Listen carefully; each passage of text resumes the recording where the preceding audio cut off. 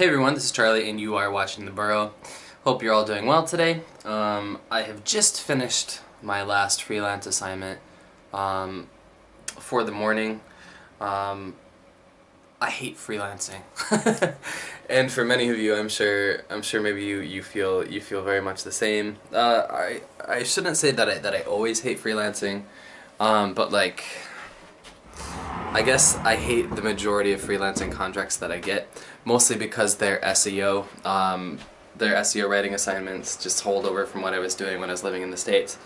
And yeah, if you've ever worked for an SEO client before, maybe you know that pretty much like a lot of what you end up dealing with is like, okay, basically these clients want you to write them the same kind of material, maybe worded a little bit differently over and over again.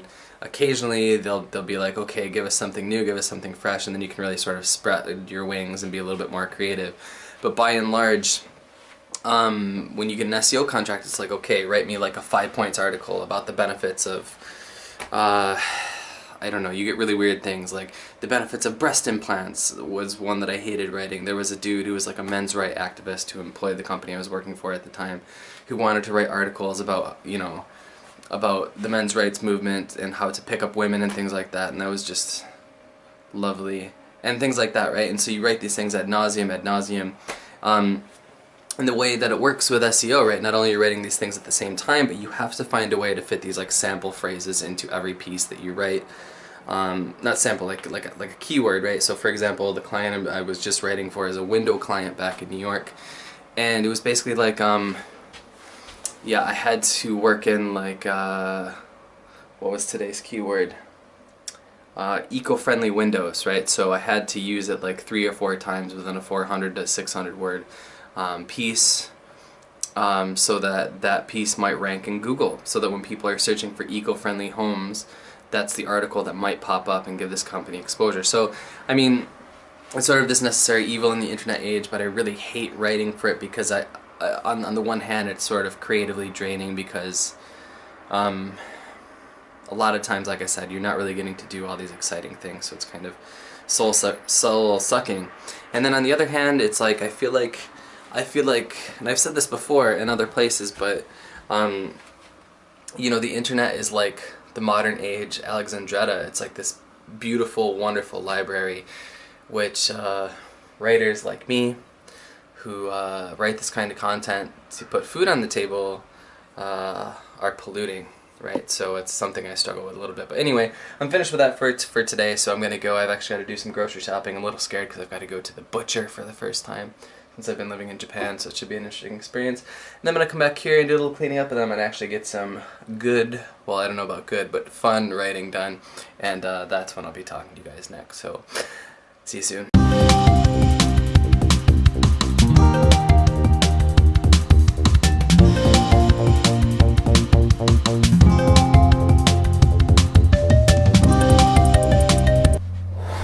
Right, okay, so just got back from doing groceries and everything like that, and I'm going to jump into my long fiction piece. This is the piece, again, that I started during NaNoWriMo last year.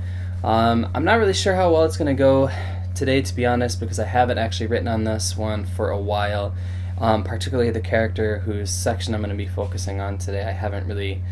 We haven't talked in a while, you know, so I'm not sure how well the conversation's going to go, how well things are going to flow, how I'm going to be able to pick back up with her and write her again, but yeah, I'm sure it'll be okay, because I was with her for a long time, so before.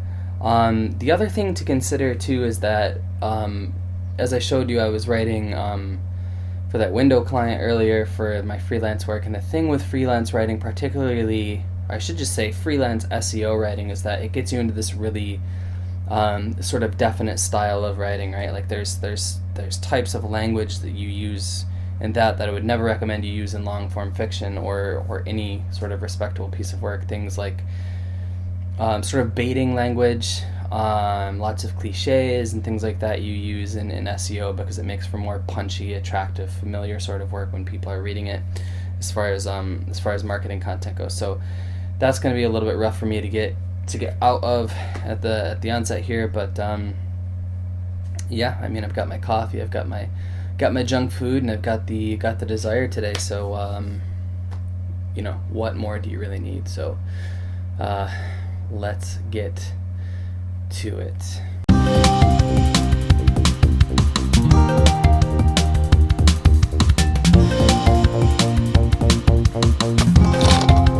So here's the situation. Let's set down this tripod here. Let's move this up. Ooh, it's a hot camera. Why is it a hot camera? Anyway, so here's the situation. I've been writing now for maybe half an hour, I guess, and I've gotten nothing done. The problem, as I kind of thought was going to happen, is that basically I couldn't get into writing the work that I actually really needed to write, mostly because I haven't touched it in a while, and quite frankly I'd forgotten about a couple things that had happened in the last sections that I wrote. And so going back over it, I was looking at it and I was trying to write it, and I just couldn't get anything, so I just started writing like this little silly short story as a warm-up exercise about this kid who's a liar and has a really ugly dog, and when he lies things come true.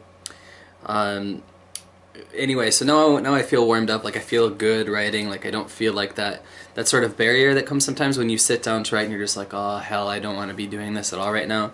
So I feel a little bit past that, so I'm actually going to go back through and reread what I wrote on my on the fiction novel, and pick from there. That's not going to make for a terribly interesting like camera work. Like there's no way to make my reading work for the sake of refreshing it in my head and then writing it and editing it and everything more dynamic, right? So unless I do like a lot of this, eyebrow raises, hms and hers and oh I can't believe I wrote that and things like that, right? So I'm gonna leave you guys here for now, and I'll check back in hopefully in a couple hours once I've gotten some actual work done on this, because I want to talk to you about Wattpad today before I go.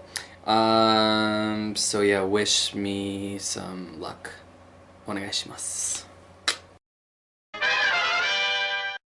It is now 4:20 on the dot actually, so it's been just about 2.5, 3-ish hours of writing done today, so I think that's pretty good. That's in addition to all like the freelance stuff that we did this morning, so I'm actually a little bit tired out. Now after that, I'm really looking forward to chopping up some meatses and onions and things and making some meatballs and things like that for dinner. It's nothing to do with this blog, I don't know why I'm bringing it up, but anyway, really productive day. Like I said, I was having some trouble at first there getting back into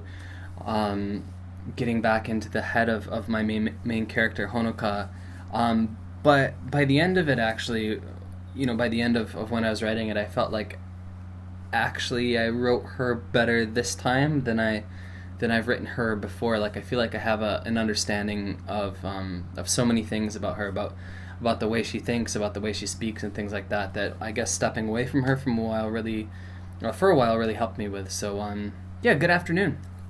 Before we actually sign off for this week's installment here on my side of the borough, somebody had asked me, Lady Elizabeth I think it was, had asked me in the comments if I had used Wattpad or if I had any thoughts about Wattpad, and the short answer is no. Up until yesterday I hadn't really touched Wattpad at all.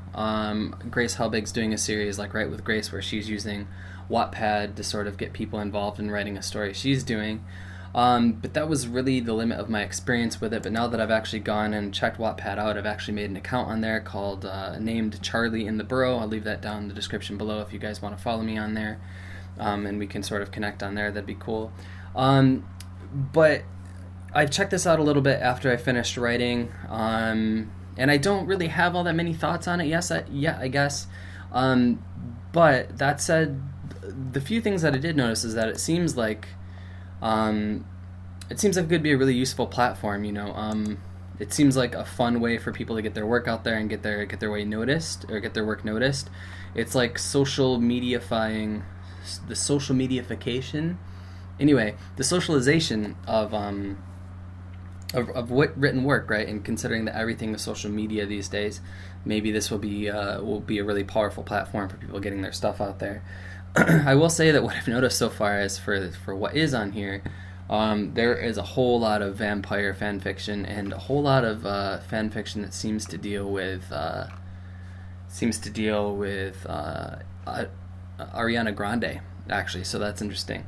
I've put on the first 2 parts of my Bulbasaur story, the Lost in Johto story, right, which I talked about in my last video. I'm sorry I keep touching my nose. I'm not a nose picker, but it just itches weirdly right now. I put on my the first 2 parts of Lost in Johto, and just from that, I will say that I really like the interface in this, right? Like, the problem with putting your stories on Tumblr, besides findability, is that reading through stories is kind of a hassle, right? Both for the publisher and the people reading it. Like, there's a lot of click through and having to build in links and everything like that. But what I like so far about Wattpad is that, you know, I've made the story and then I can put in the different parts, and the user interface for reading through those parts is really intuitive and really easy, and it's really clean and fun to look at. So those are my only real thoughts about Wattpad so far, guys. If there's anything, you know, if you have any experience using Wattpad, let me know what are some tips and tricks that I should keep in mind when I'm using it for myself. Is this thing on? Yes, it is. Okay. And yeah, I'll certainly update you guys as we go forward, as maybe I'll start using this as more of a serious writing tool going forward if it proves to be a viable platform. For now, it's just going to be a place for me to post the Bulbasaur stuff, in addition to my Tumblr for my main YouTube channel. So that's really all I have to say, guys. I hope you enjoyed this look, as always, in my writing process. I'm sorry there's not a bigger overarching message for you today. There's no, like, here's how to do X, here's my trouble today. I'm just a normal writing day, right? Like, going between SEO freelance work and the stuff that I'm actually passionate about. I do want to point out that in addition to my Wattpad account, which I'll be linking in the description, like I said already, I've also started a new Twitter for my sort of writing life, because my old one was just so populated with, like, spam bots and everything else like that I just thought better to sort of start fresh, and yeah, so I'll also leave that down in the description below. Thanks so much for watching, guys, and if you haven't done so already, go write something awesome. See you next time. Youch! I actually have quite a few art of books. I like to collect them for movies that I really like, but this one is one of my favorites, so I thought I would just show this one in this video. A lot of the art in this book is by Jin Kim and Glenn Keane, both of